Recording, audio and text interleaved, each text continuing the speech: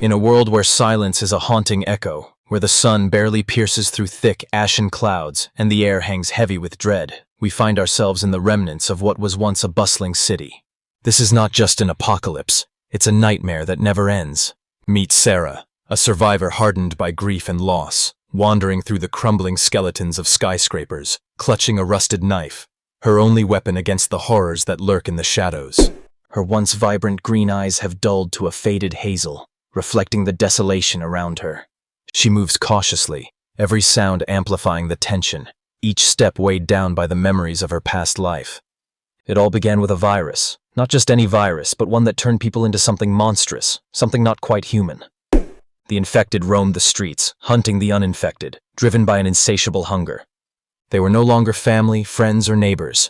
They were predators, and the world became their hunting ground. As Sarah navigates the debris-laden streets, she stumbles upon a small group of survivors huddled in a dilapidated storefront. Their faces are gaunt, eyes wide with fear, and they are wary of her at first. Among them is a man named Jake, whose strong demeanor hides a painful backstory of loss. He was once a father, now just a shadow of what he used to be.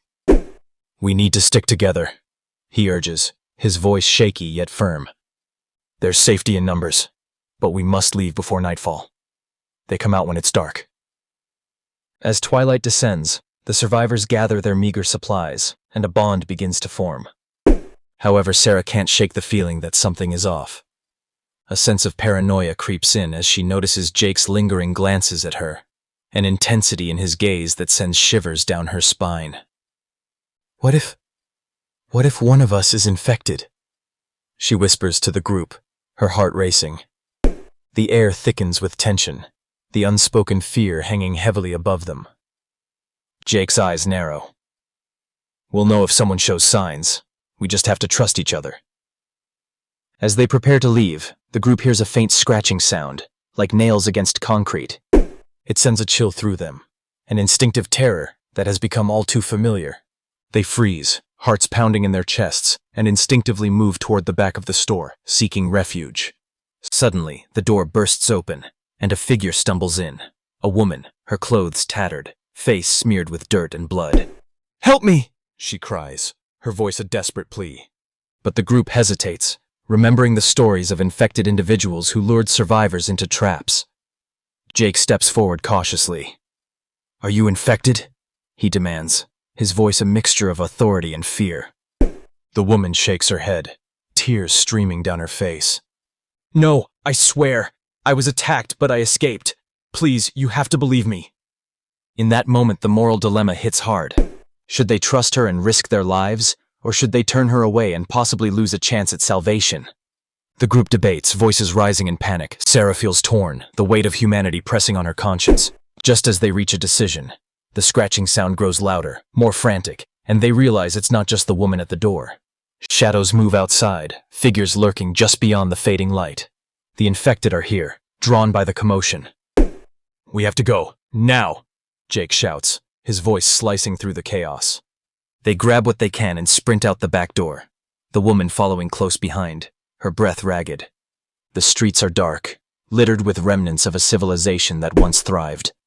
The air is thick with tension, and every corner feels like a trap waiting to close in on them. As they run, Sarah glances back and sees the infected emerging from the shadows, grotesque and relentless, their hollow eyes fixed on their prey. They duck into an alley, hearts racing, breaths coming in short gasps. "What now?" someone whispers, panic etched on their face. Jake takes charge, his instincts kicking in. "We find shelter until dawn. We can't let them catch us." The group squeezes into a small abandoned building, its walls crumbling and the air stale.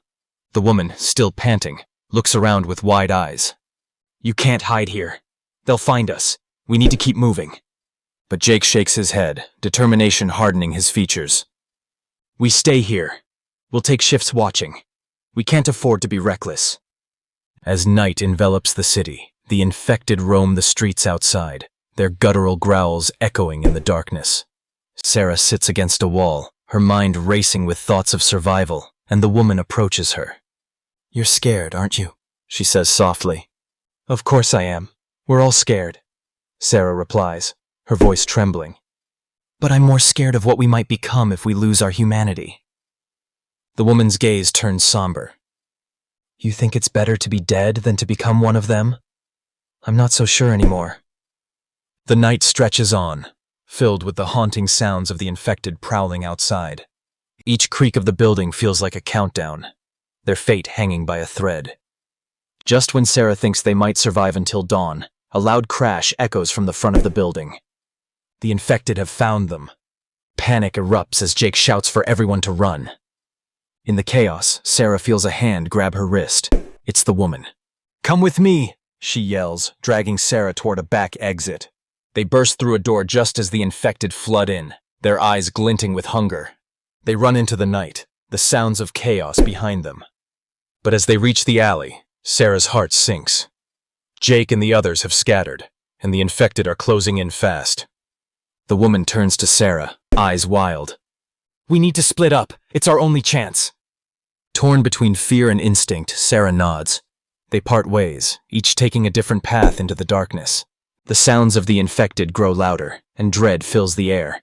As Sarah races through the twisted streets, she hears the woman's screams echoing behind her. They pierce the night, a haunting reminder of the fragility of survival. Eventually, Sarah finds herself in a small park, overgrown and eerily silent. The moonlight casts an otherworldly glow over the remnants of a once bustling playground. She sinks to the ground, her heart racing, the weight of isolation and despair crashing over her. But then, a familiar figure emerges from the shadows. It's Jake.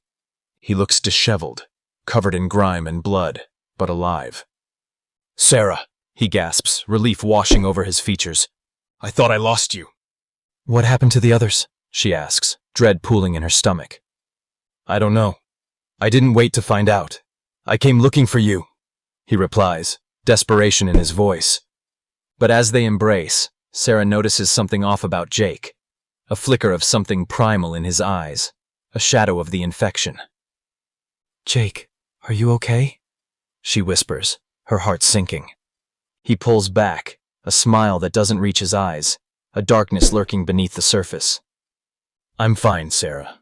Just fine," he says, but there's a tremor in his voice. Suddenly they hear the distant sounds of infected cries. The night is alive with danger. They have to keep moving, but as they run, Sarah can't help but wonder, is Jake still the man she once knew? Or has he changed, just like the world around them? With fear clinging to her, she glances back at the shadows. The line between sanity and madness blurs, and in this post-apocalyptic nightmare, survival might come at the cost of her very humanity. As dawn begins to break, illuminating the wreckage of their world, Sarah knows that the true horror lies not just in the infected, but in the choices they must make to survive. And as the sun rises, casting long shadows over the city, she realizes that sometimes, the monsters we fear the most are the ones who wear familiar faces.